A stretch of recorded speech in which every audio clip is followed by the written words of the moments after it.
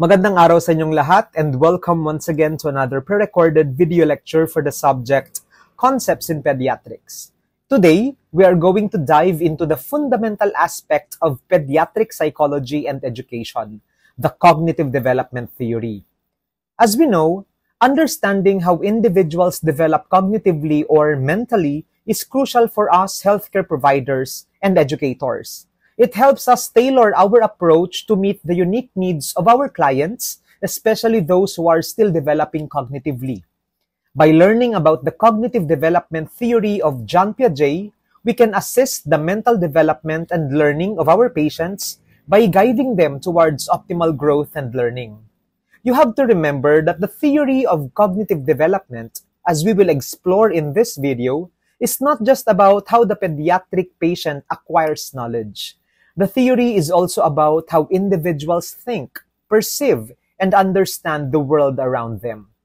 We will primarily be focusing on the groundbreaking work of John Piaget, who proposed that cognitive development occurs in distinct stages or schema, each characterized by unique ways of understanding and thinking. Aside from that, we will also get to understand how children learn and think, or how they acquire knowledge about the world around them. As we go through this lecture, I want you to think of how these stages or schema manifest in real life, especially in the context of our work in midwifery and nursing. Whether we're caring for a newborn or educating a child or communicating with our patients, understanding where they are in their cognitive development and mental level can help us nurses and healthcare providers give them better care and education. So please bring out your handouts and ball pens and let's get started and explore how the mind develops from infancy to adulthood and how we as future professionals, future nurses like you, can use this knowledge to enhance our nursing practice. Let's begin.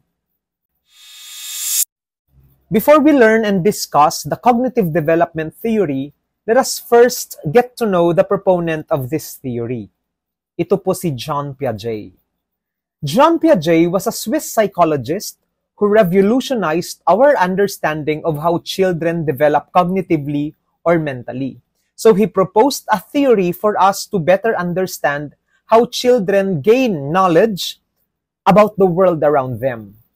John Piaget was born in the year 1896 and he was originally trained as a biologist. Remember, hindi po siya nurse or hindi po siya psychologist. He started as a biologist, but his fascination with the development of the human thought or the human mind led him to explore psychology.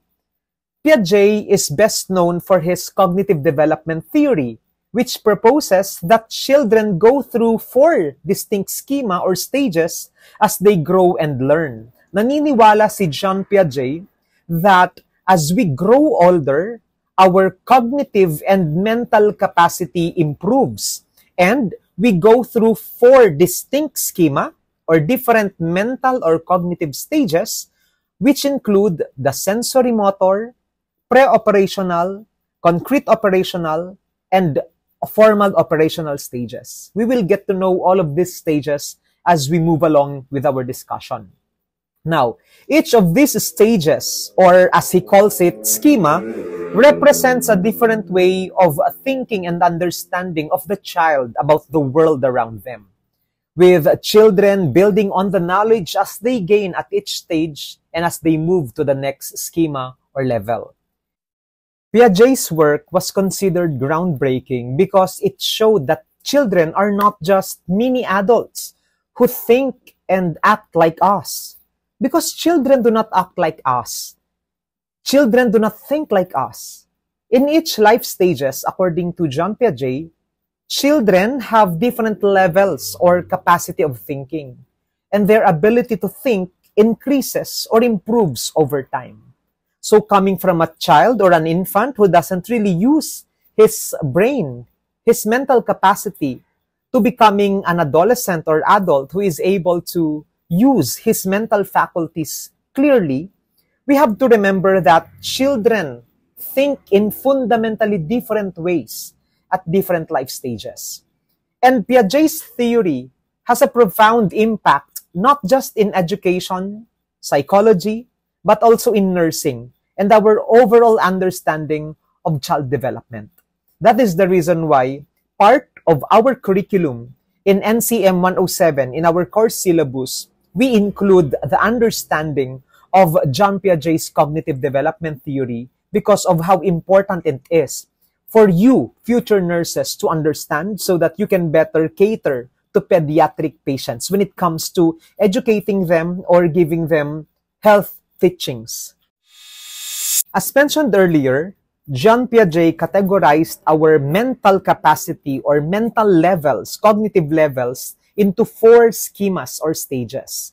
And it starts at the sensory motor stage, beginning from birth up to 2 years, wherein the child's mental capacity is not yet that impressive. And then, when the child reaches the year 2, up to 7 years, the child now enters the pre-operational thought or the pre-operational stage wherein the child already exercises mental activities and he already starts to create logic and use logic as part of his understanding of the world. When the child enters the grade schooler or the school age period, he enters the concrete operational stage and the child is already 7 years old to 11 years old during that time. And because the child is already exposed to arithmetic, to mathematics and sciences in his school age, in his school, the child already starts to sharpen his mental ability and he becomes a little more logical than before. But once the child already reaches the age of 12 and he becomes an adolescent, he already enters the formal operational stage or the formal operational thought. And that is already the highest form of thinking, wherein the child is already using different abstract reasonings. He already understands abstract concepts because his mind, his cognitive capacity has matured already to understand concepts that are vague. So that is the Piaget's stages of cognitive development theory, or the 4 schemas that he has mentioned. It starts from the sensory motor stage, followed by the pre-operational stage, the concrete operational stage, and the formal operational stage. We will get to understand this as we go along in our discussion. According to John Piaget, neonates are under the sensory motor neonatal reflex stage, wherein their brain is not yet that functional. So this stage happens on the first 28 days of life, and the behavior of the kid is entirely reflexive, meaning the child acts the way they do because their body, their brain is not yet completely controlling their body, and the child is just acting on reflex. And what are reflex? Reflexes are automatic, involuntary responses of the body in response to stimuli. Now, because the child's body is reacting to stimulus and the child's body is automatically controlled by these reflexes, there is little to no cognitive or mental activity or skill that is necessary to guide the child's action or the neonate's action. That means that the actions of the child are highly reflexive due to survival mode of the child. If you come to think of it, the child automatically does things because they are on autopilot. What do I mean by this? The child, when it is hungry, it doesn't think, I'm gonna cry to tell my mother that I am hungry. The child, the neonate, doesn't do that. Why? Because they still lack the mental capacity to think that way. They will not cry out of purpose, but they will cry because of reflex. They automatically cry to signal the adults that the stomach is empty. And the child did that automatically, involuntarily, and out of impulse. Now, always remember that these reflexes that happen or that occur in the neonatal life play a crucial role in the newborn's adaptation to the external environment and are fundamental for motor development and survival. If you come to think of it, we, as adults, even grade schoolers, even toddlers, they need to use their brain, their mind, to coordinate their movement when they eat. Di ba nga tayo, gising dapat para tayo ay makakain? Because we need the functioning of our brain to signal the rest of our body parts to coordinately move to feed ourselves. But for neonates, it doesn't happen that way. Tignan nyo, yung mga neonates, mga bagong panganak na sanggol, even if they are sleeping, they can still eat. Why? Because their body is basically relying on reflex, on automatic movements of the body for it to survive. That is a proof that there is little to no mental skill or functioning needed for the body to survive because the body is acting upon reflexes or because of reflexes. These reflexes are essential for the newborn's development and interaction with the environment. What do these reflexes do? They provide early clues about the infant's neurological function and also help in assessing normal development. And as the infant matures, or as the neonate matures, these reflexes gradually will disappear and are replaced by more voluntary and more controlled movements.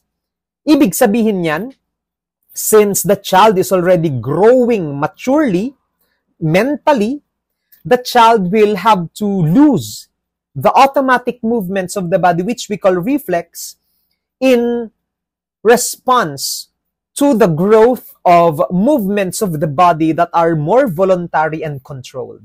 Kaya nga, kapag tayo ay naging infants na, we cannot anymore sleep while eating or eat while sleeping because we already lose those reflexes after our neonatal period.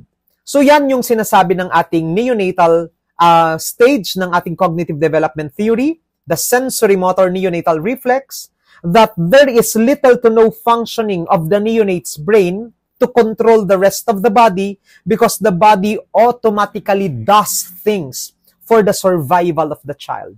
Meaning the child is in autopilot and that there is no need for the child to use his brain to move the rest of the body because they are doing this automatically and involuntarily. Kung kanina, during the neonatal period, these neonates are under the sensory-motor neonatal reflex and their movements of the body are basically because of the presence of reflexes and that during the neonatal period, there is little to no mental activity and the child automatically does things on autopilot. Dito po, sa infancy, the child will now enter what we call the sensory-motor stage. The knowledge development during this stage is based on sensory experiences and manipulating of objects by the infants. Now, you have to remember that the sensory-motor stage is also known as the practical intelligence phase, or thinking and problem-solving are not yet available during this stage, but the child is already starting to explore and understand the world using their senses and by manipulating different objects. The sensory-motor stage is the first stage, according to Jean Piaget, of cognitive development, spanning from birth to approximately 2 years of age. So it starts at birth until 2 years, ito po yung ating tinatawag na sensory-motor stage. During this stage, infants learn about the world through their senses and motor activities.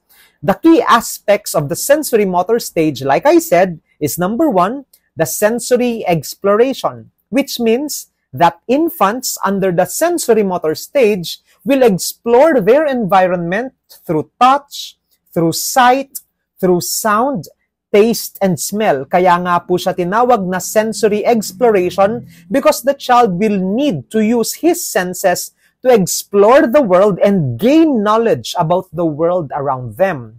They use their senses to interact with objects and people. Aside from that, in your sensory-motor stage, the child already will also undergo motor development.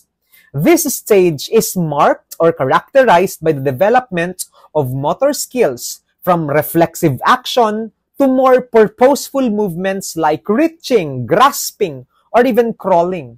So during that stage, during the sensory motor period, the child will already have control over the rest of their body towards more purposeful movements. Kung kanina, during the neonatal period or the sensory motor neonatal reflex, the child is moving their body because of autopilot or because of reflex. Ngayon po, sa ating sensory motor stage, the movements are already more purposeful and the child is already using the brain to control the different body parts. Now, sir, paano mo nasabi na nag-level up na yung brain ng bata? Kung kanina po ay puro lang siya reflex, ngayon naman, sir, sa sensory motor neonatal reflex, the child is already gaining mental development and cognitive ability. Paano ko po nasabi yan? According to Jean Piaget, during the infancy, under pa rin po ito ng sensory motor stage, the child will enter what we call the primary circular reaction schema. And this naturally occurs or develops on the first 4 months of life. So anong nangyayari? Si baby develops what we call the primary circular reaction schema, and the child attains knowledge through repetition of behavior occurring within the body by accident. So ibig sabihin, the child committed an accident within the body, the child finds that accident pleasurable. Therefore, the child will repeat that behavior because he found out that that behavior, that activity was pleasurable. Example, the child was bored. The infant was bored and he was playing with his fingers. And accidentally, he placed his thumb on his mouth. And then he said, this is something good. This is something exciting. This is something gratifying. Therefore, the child understands that that accident that happened within the body can become pleasurable. So the next time that the child is already bored, the child will automatically or the child will suck his thumb again. Why? Because in his previous experience, he learned that thumb sucking is an enjoyable activity. So the child will suck his thumb after that. So from the accident, the child found pleasure in the accident that happened within the body. So what happens? The child repeats that activity and he learns that that thing is something enjoyable. So that's what we call primary circular reaction schema. These are knowledge that are attained through repetition of behavior occurring within the body by accident. The next is the secondary circular reaction schema, which occurs during the 4th to 8th month of life. In this stage, knowledge is attained from activities that are separate from the body, also happens by accident, and since the child found it pleasurable and gratifying, the child will repeat that activity. Another example, if the child is thumb sucking during the primary circular reaction schema, and then the child accidentally touched one of the rattles or the maracas in the crib of the baby. So that's an accident happening separate from the body, an external environment. So the child accidentally touched the maracas or the rattles. The rattle sounded. And the child said, "Oh, it sounded when I touched it." The child will think of that. And then, because the child found it amusing, the sound of the rattle, the child will touch the rattle again, try to shake the rattle. Why? Because the child found it pleasurable.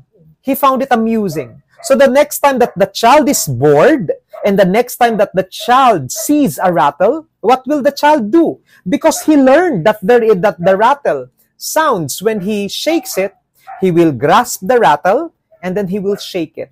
That is how your brain learns about the world around us. It starts first with an accident. We find it pleasurable. Therefore, we will repeat that behavior. Like the baby sounding the rattle, he first made it sound by touching it accidentally. Yan yung tinatawag natin na secondary circular reaction schema. You also have to remember that towards the end of the sensory motor stage, the infants will develop an understanding that objects can continue to exist even when they are not visible to the kid. This means that the child is already reaching a cognitive milestone which is crucial for the later stages of problem solving and memory. That in object permanence, these things still continue to exist even they are out of sight or even if they are changed in some way. That is the reason why it is very important for us nurses to teach our patients who are taking care of these infants to play with them the game called peekaboo, because that can also elicit or improve their sense of object permanence. Para sa bata, natututunan niya that even if something is not visible, even if something, kunwari, the ball that the child is playing was dropped out of the crib and the child cannot see the ball where it went, the child still believes that that ball exists in this world. Kaya nga maganda pong makipaglaro tayo ng peekaboo sa kanila, because that will only reinforce their belief that things can exist even if they are out of sight. Kaya nga kapag nakikipaglaro kayo sa kanila ng peekaboo and you cover their eyes, they still believe that you are there, present, even if they cannot see you. And then when you finally remove the blindfold and they finally see you, that only just reinforces their belief that there is really object permanence and things can continue to exist even if they are out of sight. Now, why is this object permanence important? This is important because this lays the foundation of trust. Nagtitiwala po yung bata. If he develops object permanence, he will be able to trust because he knows that even if that kid doesn't see his or her mother, even if that mother is not visible for the kid, they know and they understand that that mother who is taking care of that infant still continues to exist in the world even if they are not visible. So yan po yung natututunan ng ating mga pasyente during the infancy period. They learn the presence of sensory exploration. They use their senses to explore the world around them. They also develop motor skills which also help them explore the world around them. And aside from that, they also develop what we call object permanence. Still on the topic of sensory motor stage, the child will now enter what we call coordination of secondary reaction schema, wherein the infant will now begin to demonstrate goal-directed behavior. The child already understands that their actions can produce specific outcomes, such as, for example, shaking a rattle to make noises.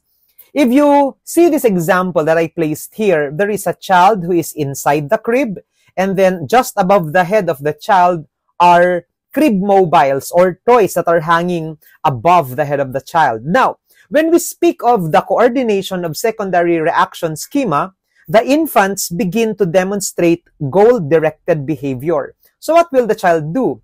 The child already understands that there are actions that produce specific outcomes. So the child will try to hit the monkey.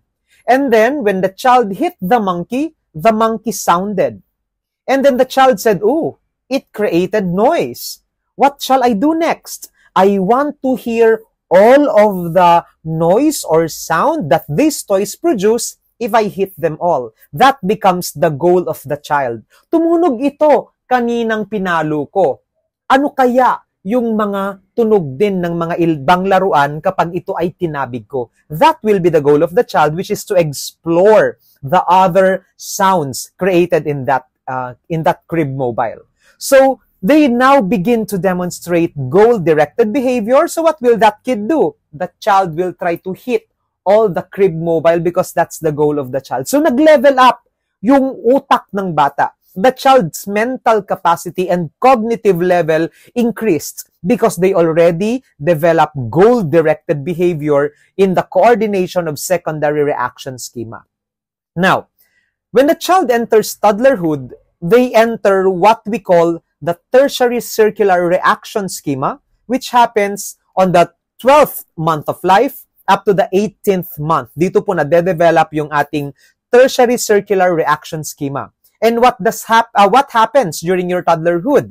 The child already uses trial and error to discover new characteristics of objects and events. So during the toddlerhood period, we develop our skill in using trial and error to discover certain characteristics of objects and events. As you can see in this picture here, the child is playing with toys that has holes and then plenty of shapes, several shapes. The child will try to insert the circle into a square peg.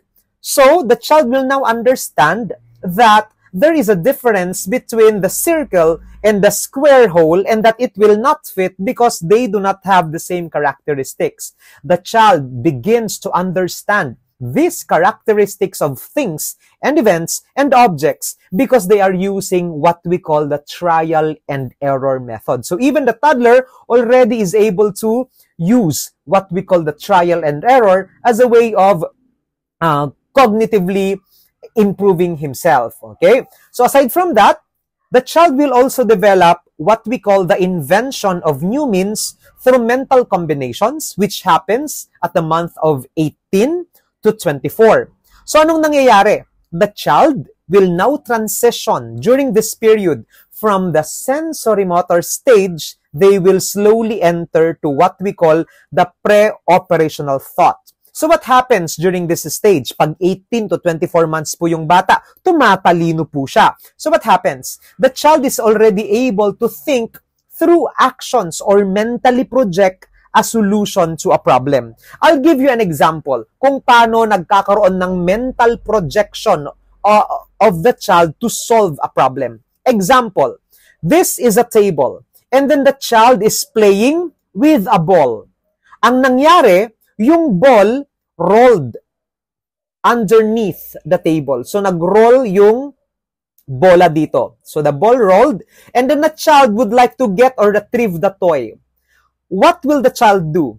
Since the child can already mentally project a solution to the problem, the child will say, oh, the ball will just roll outside on the other end. So there is no need for me to go and crawl under the table.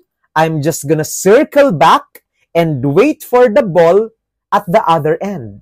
So, ibig sabihin, yung mga ibang bata na younger than 18 months, they cannot yet do that. So, what happens? If the ball rolled under the table, they will crawl. Because basically, they will follow the ball because they want to retrieve the ball.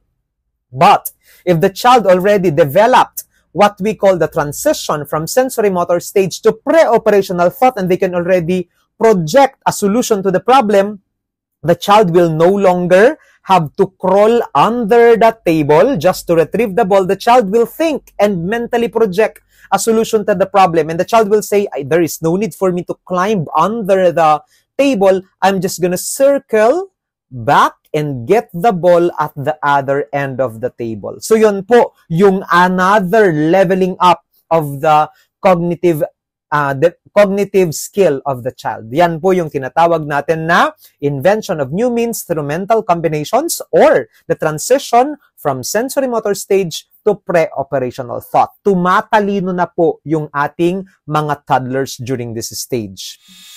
After the transition from the sensory motor to pre-operational thought, the child is now under what we call the pre-operational thought or the pre-operational stage. And this schema usually happens during the years 2 to 7. Okay? So what happens here in your pre-operational thought? The development of language already begins here, and the child already starts to use symbolic thinking, but they lack logical reasoning.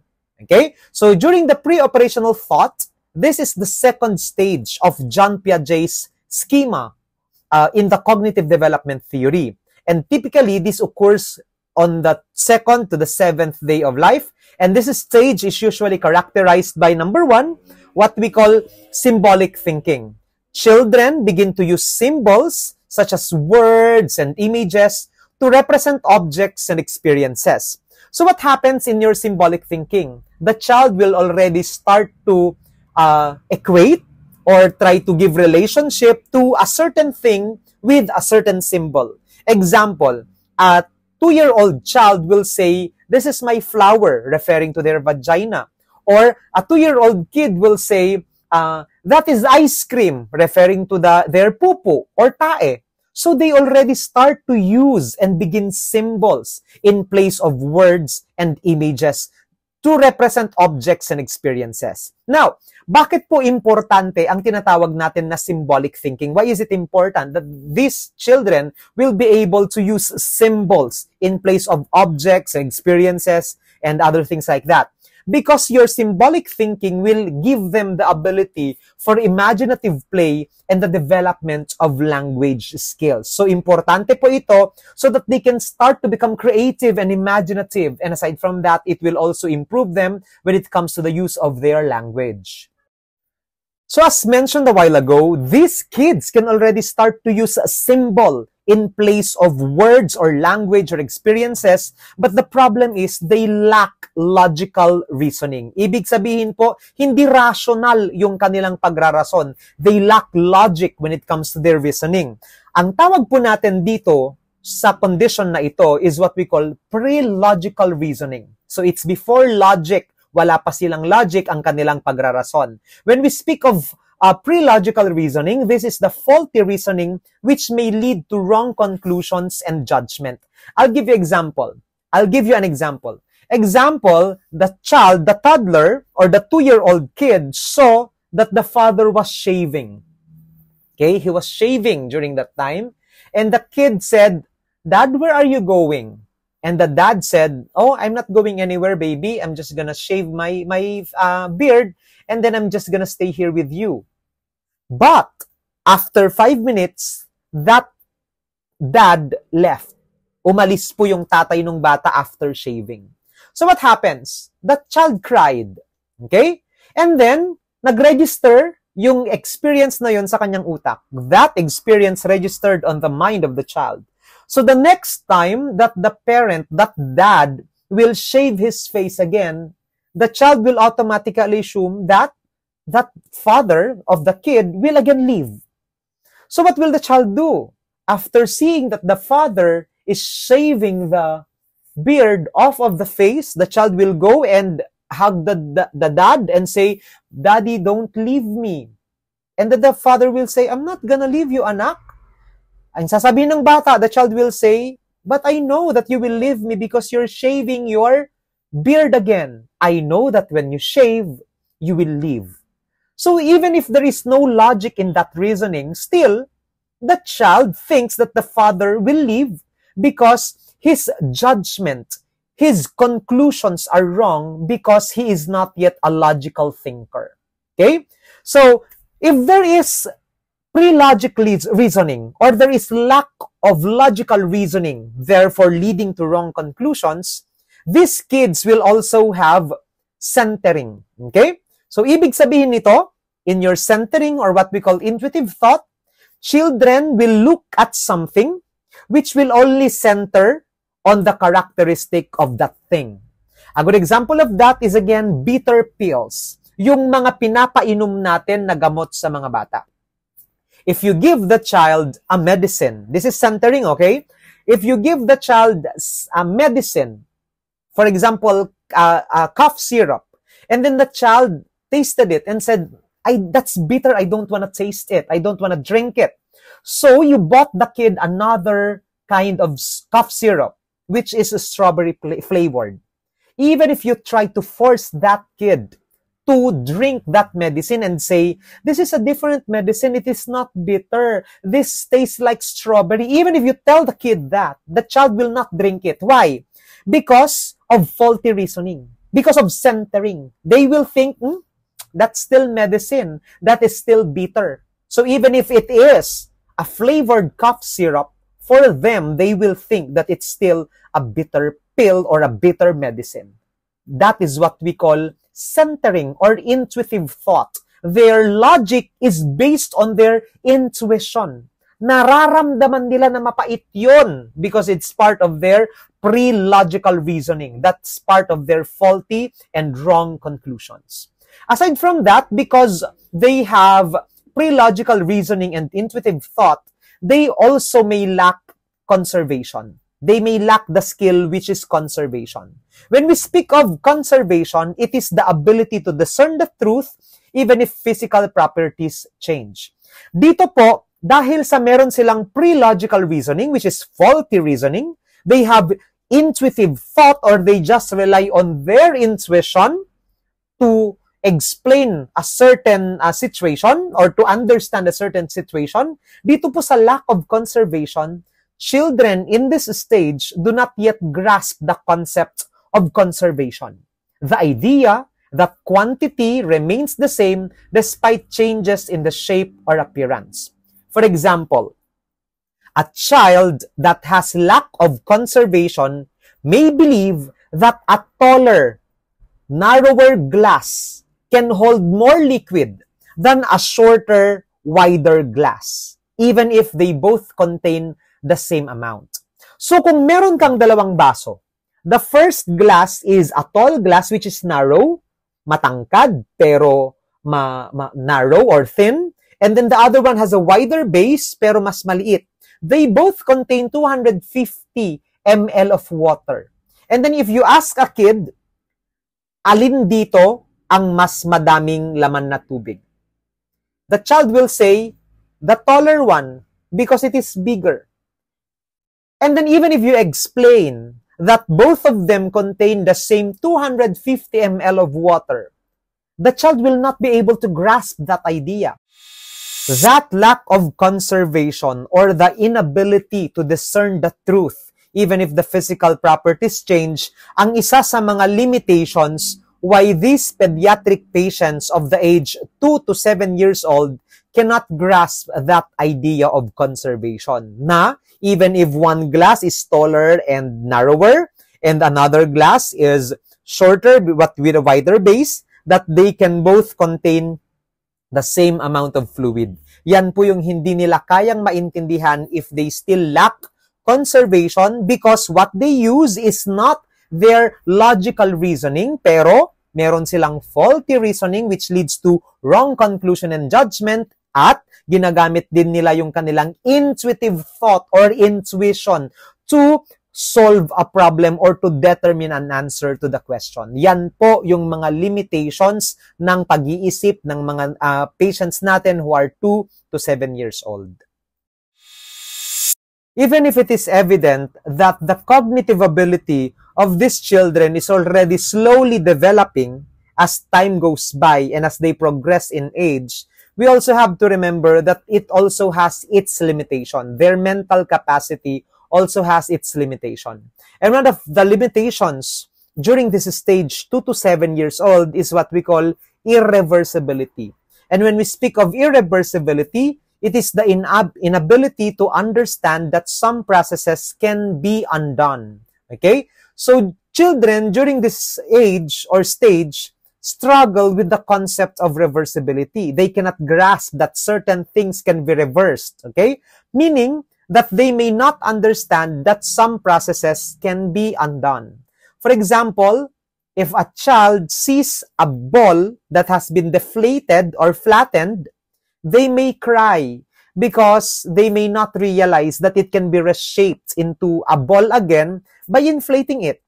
So, iiyak yung bata kapag nakita niyang nasira or na-deflate yung kanyang ball because they don't have the ability to understand that certain things can be reversed into their original shape or form. For example, yung bola na na-flat. If the ball is flattened, the child will not be able to grasp the idea na pwede pang gawin yon na i-inflate lang so that it can return to its original shape and form. Kaya nga meron po silang irreversibility.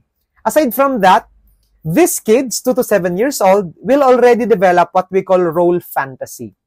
When we speak of role fantasy, It refers to imaginative play in which children adopt and act out different roles and characters. Okay? So what happens here? These kids often create scenarios and narratives that involve various persona and setting. A good example of that is, if they are watching an anime, they may say, I am Goku, I am Super Saiyan, I have superpowers. That is what we call role fantasy. During this period as well, the child will start to develop what we call assimilation. And when we speak of assimilation, it means taking in new information and changing them to fit their existing idea. So what happens in assimilation? In assimilation, this kid will already start to incorporate new information or experiences into their existing cognitive framework or what we call schema. For example, the kid is 2 years old and he has his own dog at home. Yung dog niya is walang masyadong balahibo, it's not that furry, and it has small eyes. So that's the idea of the kid when it comes to the characteristic of a dog. If a child sees a new dog with a new breed, okay? A dog with a new breed. For example, yung nakita niyang aso has longer fur, has bigger eyes, has a drooping set of ears. So the child will already assimilate this new breed of dog into their existing concept of a dog. So ibig sabihin, lumalawak po yung understanding natin of certain concepts because of the use of what we call assimilation. We take in new information and change them to fit our existing idea. That is the beauty of assimilation. We also have the term egocentrism. In simple terms, for a kid who is 2 to 7 years old, their thoughts are always better than the others. Okay? So in egocentrism, children may have difficulty understanding the perspectives of other people other than their own. Ibig sabihin, they may not see how other people view things. For example, a kid says, I like the color red. And then the other kid says, I don't like red. I like the color blue. The child will not be able to understand that. Sasabihin niya, why don't you like red? Because that is egocentrism. Children have difficulty understanding other people's perspective, and they may assume that others see and experience the world in the same way that they do. Okay? Yan po yung tinatawag natin na egocentrism. Aside from that, we also have static thinking. It is their inability to remember what they have started talking about, and in the end, they talk about a different thing. So usually, if a kid is 2 to 7 years old and they are under the pre-operational thought, ibig sabihin po niyan, their minds are racing very fast. They are very imaginative. They like talking about their experiences. And because of the hastiness, the speed of their brain, their mouth cannot keep up. So, ang ending, if they are telling you a story, they may start to tell you a story of something they watched a few minutes ago into the conversation, and after that, they will end the sentence in a different topic. Ang tawag po natin doon is static thinking. Parang sa radyo na may nag-aagawang signal na one song is playing and then there will be a static and then another song will be playing at the end. Ganun po yung nangyayari sa mga bata. And why is this happening? Because of their imaginative thinking, because they think very fast. That is the reason why their vocabulary cannot cope up. And that is also the reason why sometimes they start the sentence with another topic and end the same sentence with a different topic. Tawag po natin doon is static thinking. We also have the term animism. I think this is not included in your handouts, pero let's just write down na po lang ang definition ng animism. And when we speak of animism, children may attribute human characteristics to inanimate objects, believing that objects have feelings and intentions. For example, they are playing with a Barbie, and the child will say, my Barbie is angry at you, my Barbie is hungry, my Barbie is sad. They are already giving certain feelings and emotions, equating these emotions to these toys that they are playing with. Ang tawag natin doon is animism. They attribute human characteristics to their inanimate objects. And usually this happens to their favorite toys. That is also one of the limitations of the brain or the cognitive ability of a child 2 to 7 years old. They may have animism. They may believe that these toys have human emotions and they have human intentions as well because of their creative and imaginative minds. After the pre-operational thought, when the child reaches school age, the child will now be able to use what we call the concrete operational thought.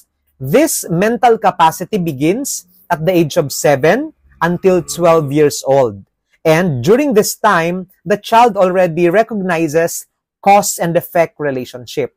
During this period, there is a development of logical thinking. Kung kanina po sa pre-operational thought, meron po tayong faulty reasoning. Dito naman po sa ating concrete operational thought, there is already the development of logical thinking about concrete events and understanding of conservation, yung na big and tall and thin na glass and then yung narrow and wide na glass, maiintindihan na po yun nung bata kapag siya ay nandun na sa concrete operational thought because they are already using logic to understand certain situations. Okay? They already understand conservation and they already start to understand the perspective of others. Nawawala na din po yung egocentrism during the concrete operational thought.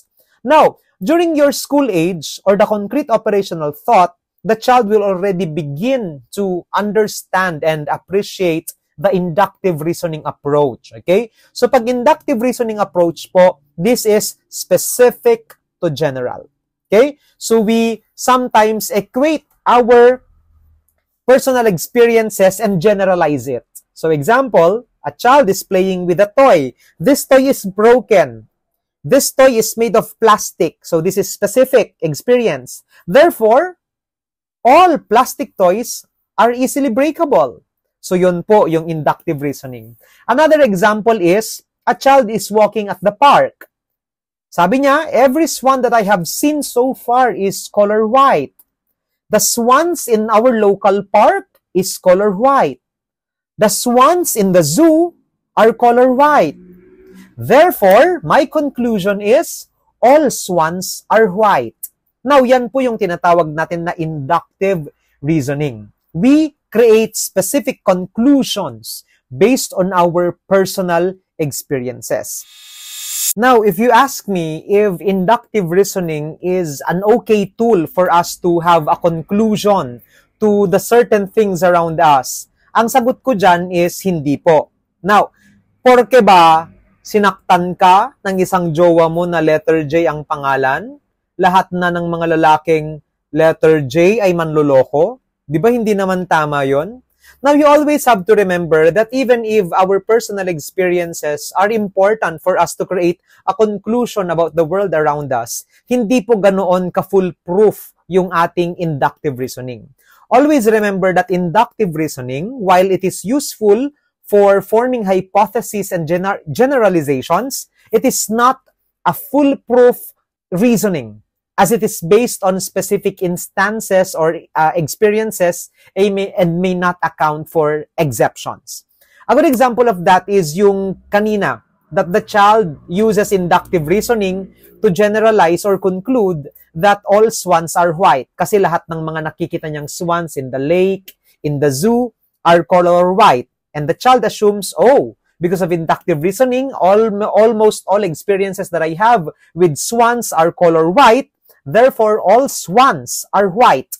Now, that idea may become challenged. That reasoning may become challenged if the child sees an exception. For example, if the child sees a black swan, so yung bata, magugulat siya because there are exceptions to his observations or the inductive reasoning. So, hindi nga po siya ganun ka-foolproof ang inductive reasoning. Kaya nga po, it is developed and used during the school age period. Okay?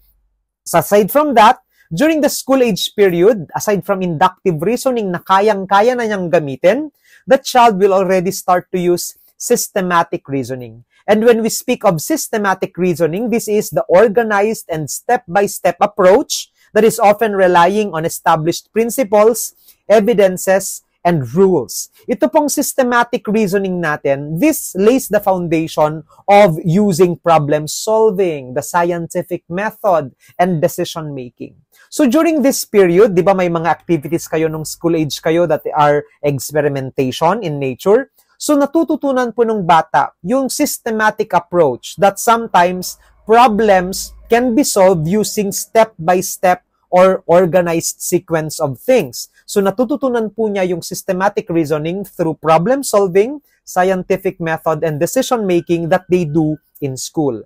Aside from that, because of systematic reasoning, they can already start to use memory to learn about broad concepts and subgroups of concepts. Example, if the child is learning about fruit, dati ang alam niyang prutas ay apple, ngayon, he now understands that fruit is a general term and that there are subgroups like apples, oranges, banana. These are all subgroups of fruits. Naalala ko lang, no, meron akong pinsan noon.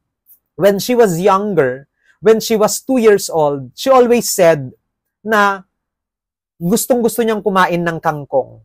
And every green leafy vegetable na pinapakain sa kanya, she calls it kangkong. Kumakain kami ng tinola, na may malunggay, she calls it kangkong. Kumakain kami ng dinengdeng na merong malunggay, ang sabi niya kangkong. Because for that kid, she only understands that a kangkong is green leafy vegetable.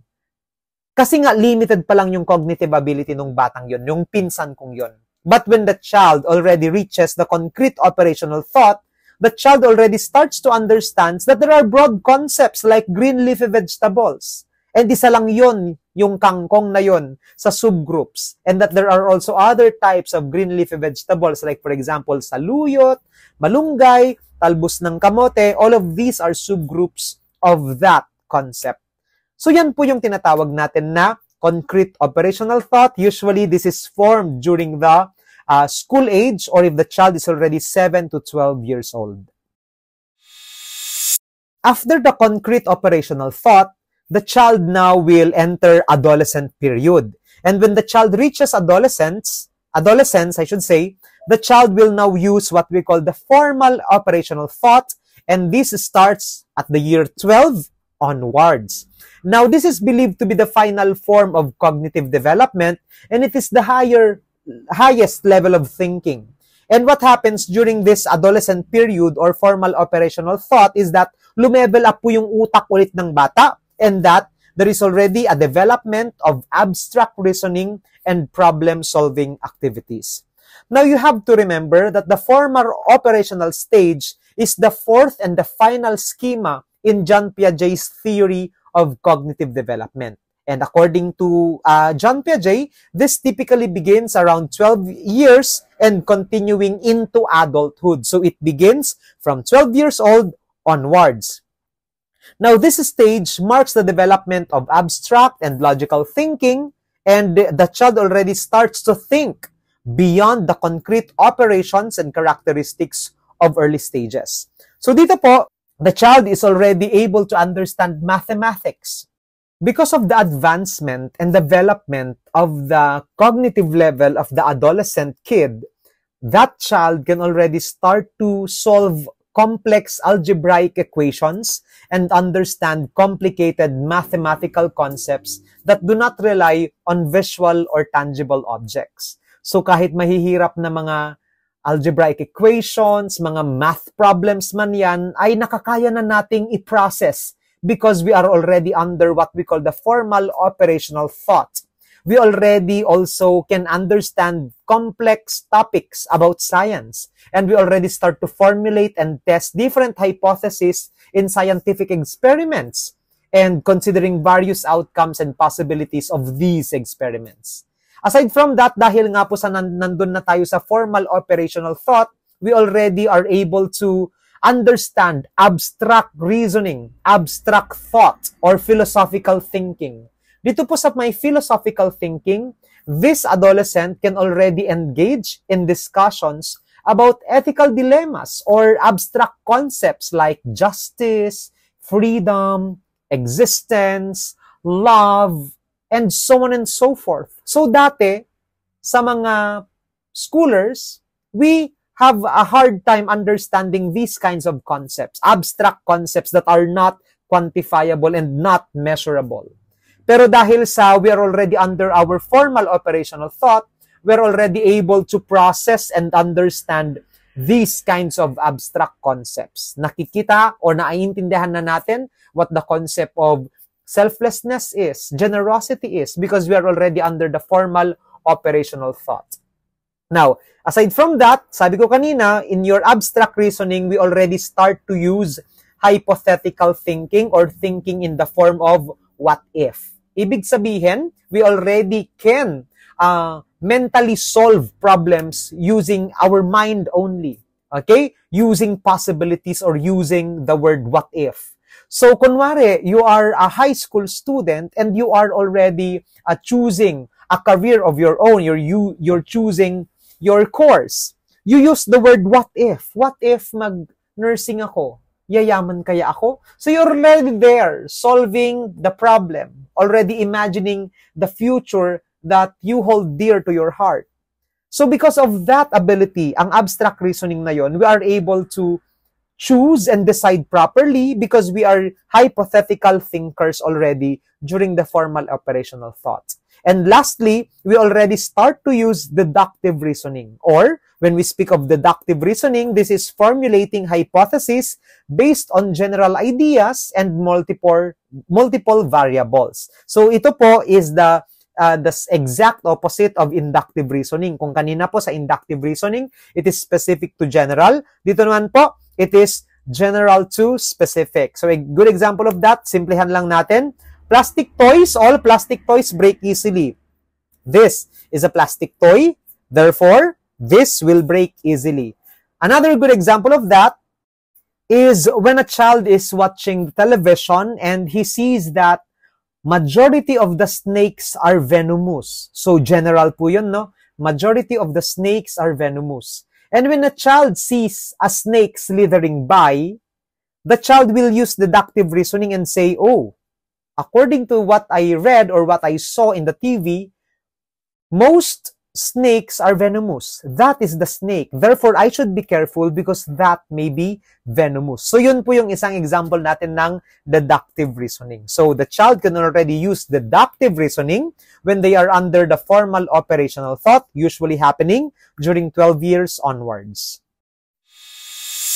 And that concludes our pre-recorded lecture on the topic Cognitive Development Theory by Jean Piaget. Nawa ay marami kayong natutunan sa akin and sana po ay nag-enjoy kayo sa lesson natin for today. And sana po ay you were able to relate certain experiences and examples that I gave you into understanding the kids that are in your family. So pwede nyo pong gamitin ang ating natutunan in your Cognitive Development Theory to guide the children that you have in your own families or the patients that you will handle in the future for them to have better cognitive development. Again, ako po si Dr. Jeffley Reboron at maraming salamat sa pakikinig. Maraming salamat po and enjoy the rest of the day.